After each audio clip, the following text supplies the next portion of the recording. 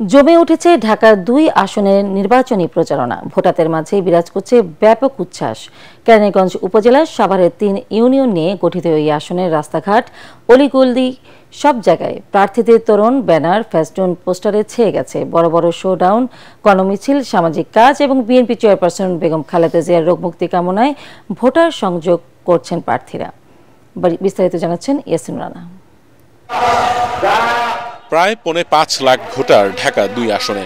এই আসনে বিএনপির প্রার্থী 4 বারের সাবেক এমপি আমানুল্লাহ আমান, জামাতের প্রার্থী ইঞ্জিনিয়ার তৌফিক হাসান, ইসলামী আন্দোলন বাংলাদেশের প্রার্থী মাওলানা জহিরুল ইসলাম, এনসিপির মনোনয়ন প্রত্যাশী ইমরান হোসাইন।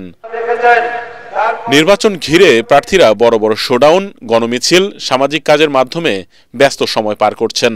প্রার্থীদের প্রচারণায় ভোটারদের মাঝেও তৈরি হয়েছে নির্বাচনী আমেজ। পছন্দের প্রার্থী বেছে নিতে নানা সমীকরণ মেলাচ্ছেন ভোটাররা।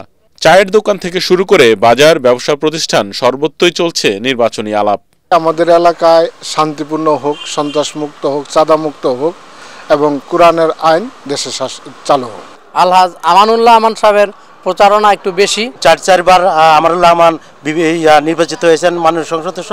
তিনি কেরানীগঞ্জের প্রত্যেকটা প্রত্যন্ত অঞ্চলে বিদ্যুৎ, গ্যাস, রাস্তাঘাট, ব্রিজ সব তিনি আমাদের করে দিয়েছেন। ঢাকা 2 আসনের ইসলামী আন্দোলন বাংলাদেশের প্রার্থী মাওলানা জহিরুল ইসলাম ব্যস্ত সময় পার করছেন প্রচারণায়। ভূমিকম্প সহনীয় মোস্ট ডিউরেবল দেশের প্রথম থার্মেক্স রড সালাম স্টিল। সালাম স্টিল বোঝে ডিউরেবিলিটি। সালাম স্টিল মোস্ট ডিউরেবল স্টিল। জামাতের প্রার্থী ইঞ্জিনিয়ার তৌফিক হাসান মডেল আসন গড়ার পরিকল্পনা নিয়ে ভোটারদের দ্বারে দ্বারে যাচ্ছেন। বিগত 54 বছরের স্বাধীনতার পরে এরকম কাঙ্ক্ষিত মানের উন্নয়ন হয় নাই, যার কারণে আমরা এই কেরানীগঞ্জে সামগ্রিক অবকাঠামোর উন্নয়ন, মানুষের সকলের মৌলিক অধিকার প্রতিষ্ঠার জন্য আমরা 10 দফা কর্মসূচি ঘোষণা করেছি। যেহেতু আমি একজন সিভিল ইঞ্জিনিয়ারিং এর ছাত্র, এই জন্য এই ঢাকা 2 আসনটাকে মোটামুটি আমি একটা মাথার মধ্যে একটা নকশা তৈরি করে ফেলছি। চ্যালেঞ্জ আমাদের একটাই, আমরা জনগণের কাছে যাওয়া এবং তাদেরকে আমাদের যে প্রতিশ্রুতিগুলি এইগুলি ঠিকঠাক মতো তাদের কানে পৌঁছে দেওয়া।